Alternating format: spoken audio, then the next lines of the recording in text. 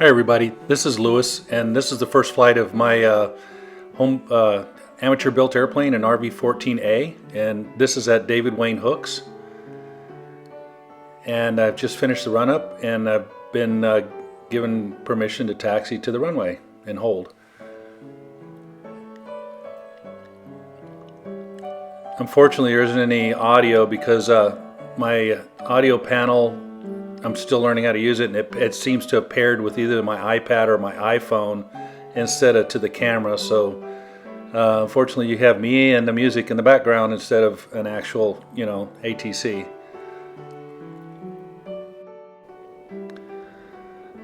So I've been given the takeoff clearance. It was cleared for takeoff 17 right, maintained left traffic, and the altitude was 1,700.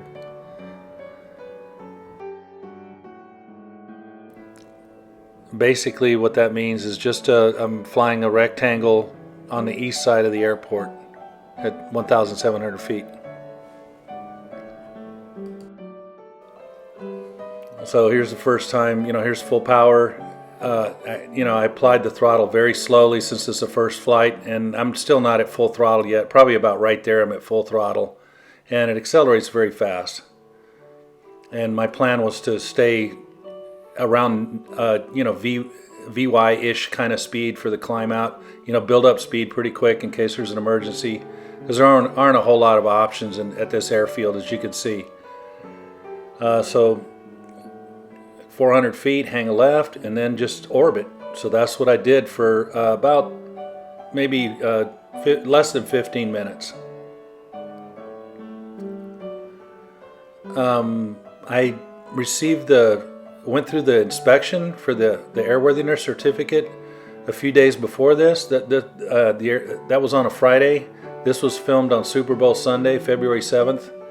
So 3 days after that. So it took me about that long to get the panels on and just get everything just right.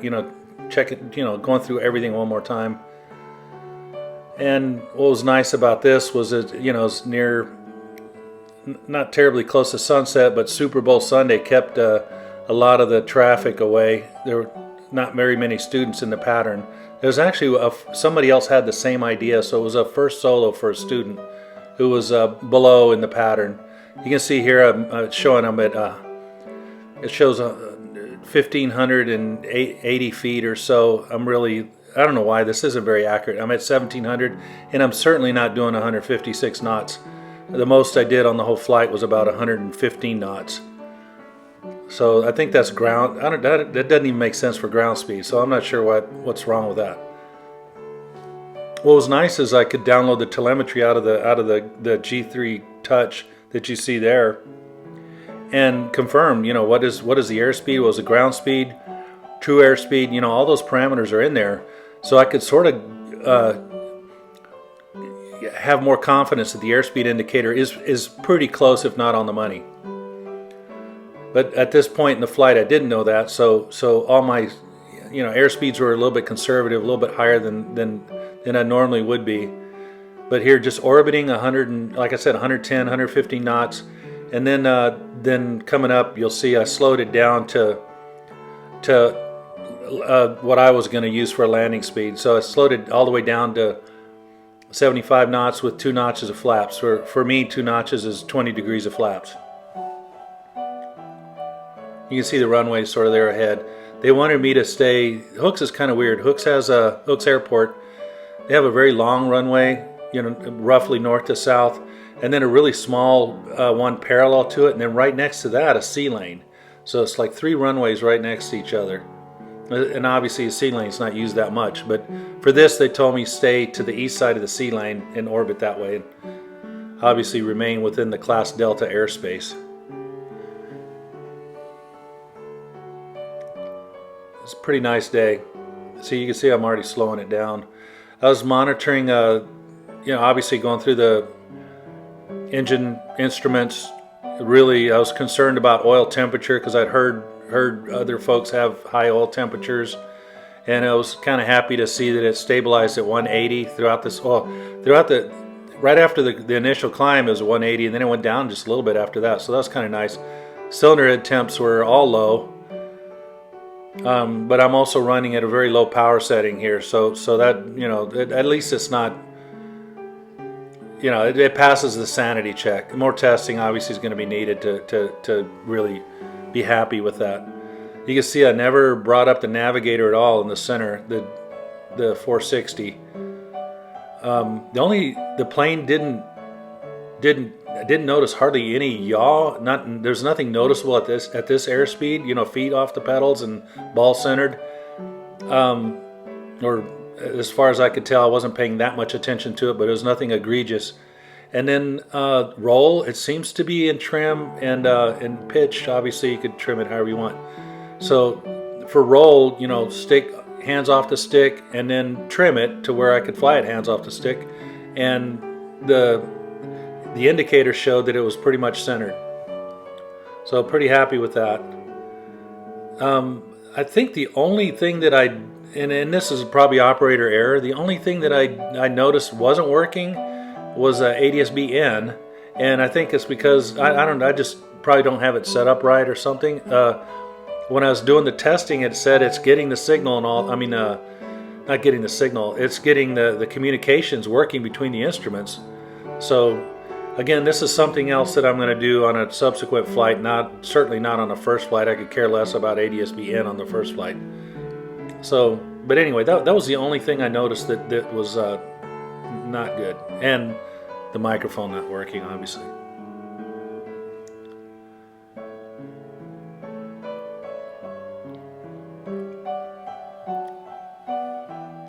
If you want to skip ahead to the landing, it's at the 15-minute mark. Until then, it's just me going around in circles. And the 15 minutes was planned. I intentionally, I think the EA test card says roughly 15. I can't remember where I saw that. Maybe it was that. But somewhere the advice was 15 minutes. The objective of the first flight is to land. But obviously, objective of all flights is that. But that's the only objective. So keep it kind of short. The idea was, you know, do this until I'm comfortable doing the approach, and then land it, and then take the cowling off and look for loose fittings and leaks and that kind of stuff. So that was the original plan. Building up to this, I flew in a Warrior 3 times. You know, one time was just actually 2 times were just lots and lots of touch and goes. And this isn't flying the RV14 isn't a Warrior, obviously, but it was good practice anyway. I can't think of anything to practice on that's similar. My background is I built an RV8 before, and I have a little bit over 400 hours flying the RV8, but that was a tail wheel, and it's not exactly the same thing, but sort of, kind of. I don't know how to explain that, but the controls are a little stiffer than an RV8, which is, you know, no biggie either way. And I think it was stiffer for me on landing, mainly because I had more airspeed than normal. Here I am trying to fly at 70 knots. For some reason it seems spot on here. I did not go down to 65. So I must be going into the wind because this ground speed. So I did, the recommendations usually don't use flaps on the first flight. I did. I went to 10, then 20 carefully because I have a lot of confidence in that. They're well built and they're in trim and all that, and I don't think there'd be anything adverse in doing that.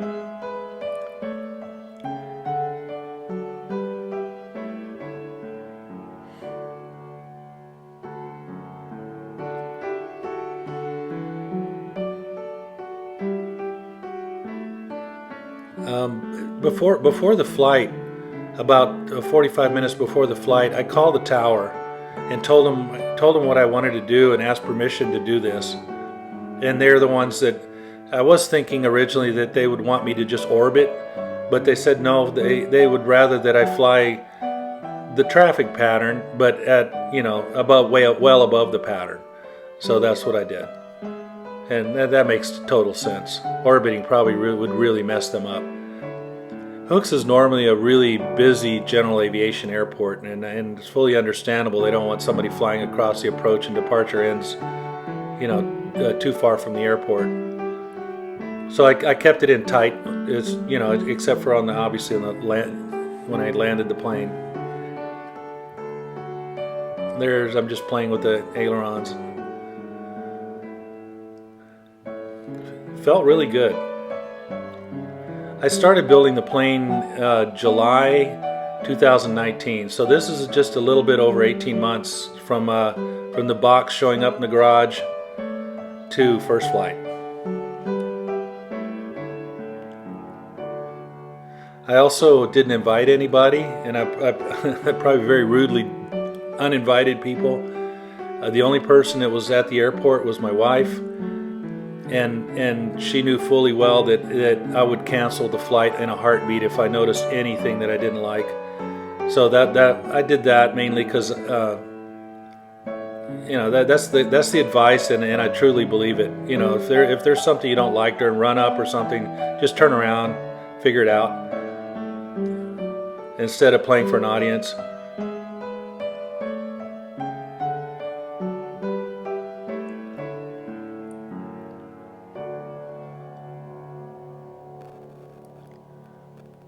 Oh, and by the way, I'm certainly not an expert at any of this. This is just what I did. I don't know if I'm qualified to give anybody any advice. This is just what worked out for me.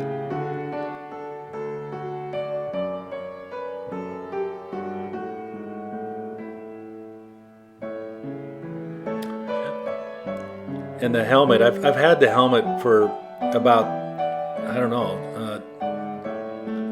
more than 10 years, and it's one of those things. It's like, runway behind you is useless, and those kind of things. Owning a nice flying helmet and not using it, especially on a first flight, is pretty useless. So that's why I'm wearing it.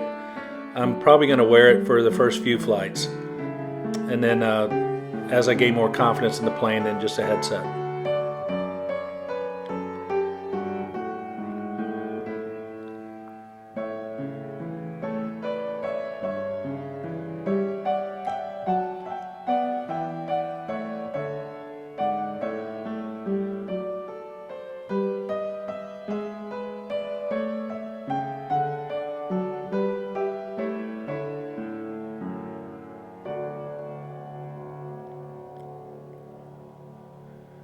Looks like I'm down to pattern altitude, or getting down to pattern altitude. So this is the last one. I'm on downwind for 17 right.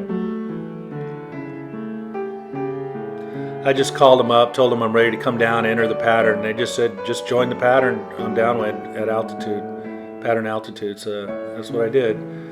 So I'm following that first solo right now, but that first solo is pretty far away. Then the tower just said to extend my downwind, and they'll call my base. So that's what I'm doing here. That's why I went a little further out than I would be comfortable with on the first flight, but not too bad.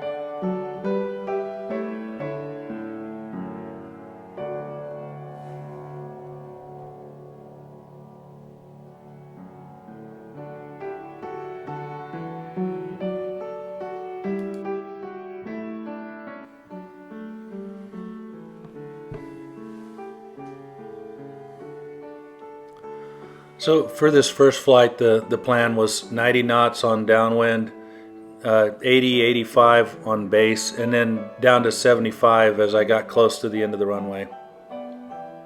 And obviously that's kind of fast for this plane, but the whole plan was I'll just float, and because I don't really know what the stall speed is on this thing, so just float until the nose is up and touch down. One other thing, on takeoff, the angle of attack sensor, which isn't calibrated yet, went off. So I heard a stall horn going off well above where I think it should have. So that obviously, it's not calibrated, it needs to be calibrated. On this landing, I didn't hear the stall horn at any point, so obviously it was still going kind of fast. But it only by like 5 knots or something like that. I don't know, maybe more. I don't know. Worked out nicely.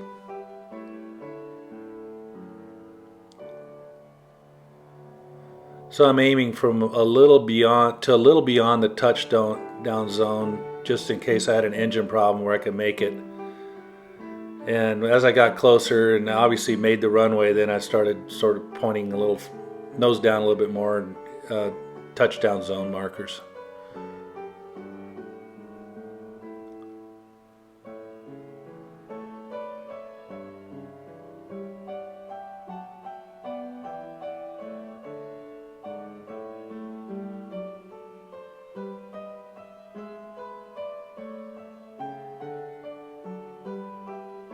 You can see his little crosswind from the left, but I didn't really notice it in the plane.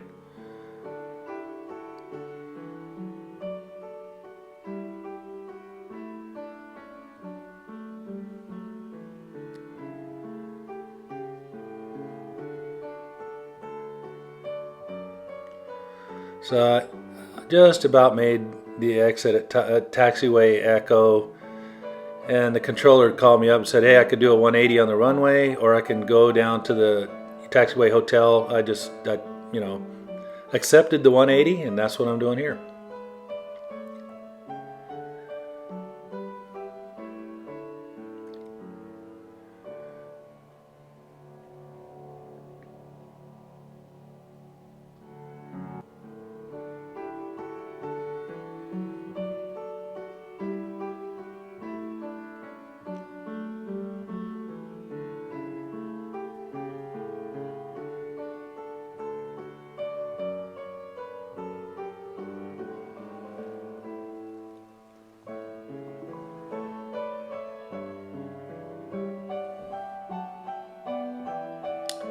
So you can't see it, but almost straight ahead, slightly to the right. Well, actually straight ahead. My wife is at some park benches watching the first flight.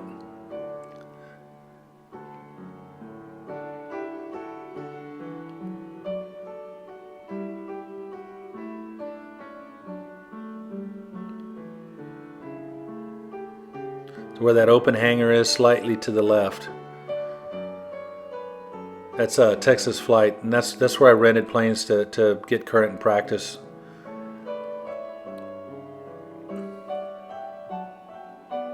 So I go kind of fast right there because it's at the end of the other runway, so just zip by there quickly and then slow down. And I'm waving to my wife.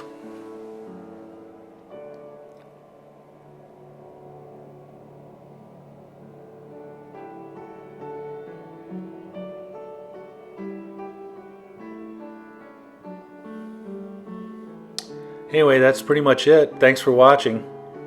What's left is just me taxiing to the end of the hangar row and shutting down. That's it. Anyway, thanks very much.